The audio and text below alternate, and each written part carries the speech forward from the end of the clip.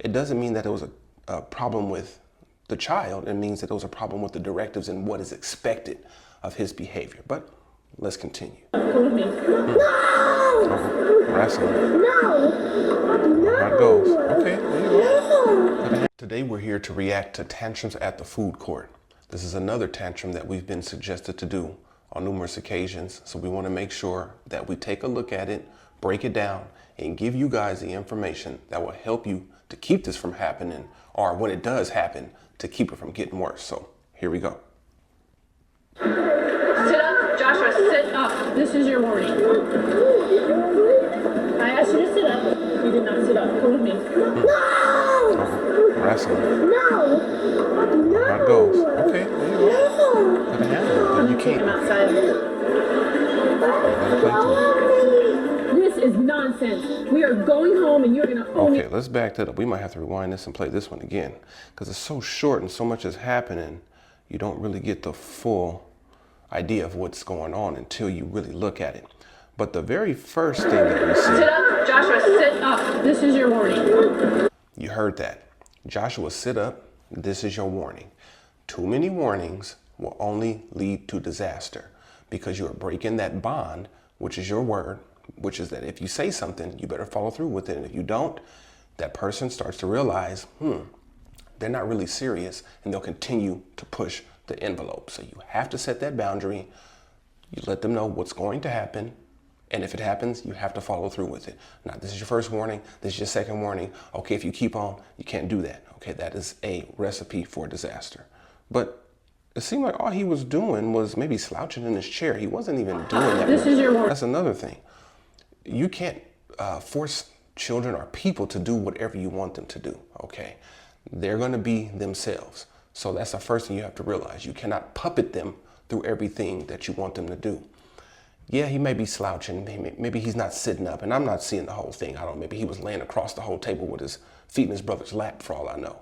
But just telling him to sit up and then escalating from that point, it doesn't mean that there was a problem with the child. It means that there was a problem with the directives and what is expected of his behavior. But let's continue. He's having fun. I asked you to sit up. You did not sit up. Come with me. No! I asked you to sit up. You did not sit up. Once again, they're not going to do everything that you asked them to do. And it quickly escalates. As you can see, it's gotten into wrestling. Let's see where this wrestling moves goes here. No! Okay. I do like the way she handled it, though. She didn't fret away. She wasn't timid with it. She said, look, this is what we're about to do. You need to sit down so I can talk to you. She wasn't being overly aggressive. She wasn't being abusive. She was just saying, hey, you're starting to scream and make a scene, and this is really hard. When you have an audience, you see homeboy right here sitting in the back, just sitting there staring. You start to sweat, armpits start to sweat, your heart beats fast, you start breathing deeply, and all of a sudden you're in fight or flight response. So it's really hard when you're in front of other people to handle a tantrum like this. But she does a good job. She's probably used to it. Walks them on over, sits them down, and starts talking to them. So let's see where she goes from here. I'm gonna take him outside. Push. Yeah, and she did the right thing. She said, I'm gonna take him outside. Grabbed him by his hand, and now she's escorting him outside. Okay, I don't have no problem with any of that. This is nonsense. We are going home and you're going to owe me a timeout when we get home. Well, let's see what she said. Let me give her the benefit of the doubt. Let me back it up. Let me see what she actually says here. This is nonsense. We are going home and you're going to owe me a timeout when we get home. Okay. So she says, this is nonsense. This is unacceptable. You're going to owe me a timeout when you get at home. What she doesn't realize is that he's already in timeout, and she did a good job of that.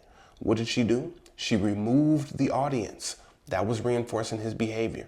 So his brother was laughing and giggling. That might have kept the behavior going. Other people looking around, that may have kept the behavior going. What she did was removed him from all that. So she removed him from the positive reinforcement or any type of reinforcement. And that is considered a timeout because it is a timeout from the positive reinforcement. He no longer has access to all the attention he was getting at first. He's still getting her attention, but one thing when you go into a timeout, she just has to allow him to cool down. Okay, both of them actually, it's just a time for us to cool down. You want to say something, you want to talk crazy to them, you want to give them a piece of your mind, but none of that is really helping to teach skills or to help them to de-escalate. So you just have to relax, let him relax, and then when you're ready, give him the next directive. We're going to go back in there, we're going to sit down, we're going to finish our meal, you're going to sit up straight, and then we're going to go home. Okay, you just give him some simple, that might even have been too much. We're just going to go back in the food court, we're going to finish our meal, then we're going to go home. That might have been even better. Just 3 steps, lets him know what's coming up next, directive, and that's all you need to do. So she has the right idea. She did a good job of walking him on into the timeout. Let's go back. Let's go watch her walk him to the timeout. Thought that was good. Even before that. Let's back it up to right there. So, Sit up, Joshua, sit up. This is your she's not hurting him. She's not, you know, a lot of people say this. Oh my God, how could she do that to her child? No. Some kids you have to say, look, this is what we're doing right now. No. You're going to sit down, and I need to say something to you. See, she let it go to her. I'm gonna take him outside. Didn't sit. She let it go. This She did a good is job nonsense. though. Talked to We her are husband, going did home and tags, you're and gonna look, owe me. I'm going to take him outside, watch other kids for me. We'll be right back. I'm gonna take him outside. We got it by the hand, we're walking outside. Yeah. This is nonsense. We are going home and you're gonna owe me a timeout when we get home. It's That's the only nonsense. thing. We are And going then, home. once again, that's another promise. What if you go home and you can't put him in timeout, or he doesn't want to stay in timeout? Because I remember this family from, I think it was the come sit in the car tantrum. Pops tried to keep him in timeout, and he couldn't even keep him in timeout. So what makes mom think that she's going to be able to keep him in timeout? So she already has a timeout right here. She just has to not talk to him, and then the timeout will be much more effective. Once you get home, it's a whole new ball game. It's a new environment, new rules, new behavior, and you have to set the standards at that point. But don't make those threats or promises at the food court when you're talking about something that's going to happen at the house, because that is not going to carry over very well. So a lot of lessons, like I said, still to be learned from this, even though this is only a 20-second clip. A lot of information. Number one, the threats. Stay away from the threats, stay away from the promises, especially if you cannot follow through. All the warnings is only breaking your word, which is your bond. Good job of putting him into timeout, but once he's in timeout, you have to cut all the attention out, and you just have to both de-escalate at that point. Then after that, what happens next? We're going back in the food court, sit down, eat, go home. Clear directives, what's happening next, and that's what we're going to do.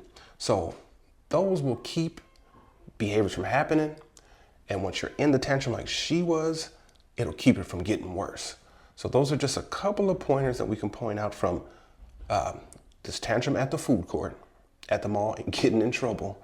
Hopefully you guys learned something valuable from this.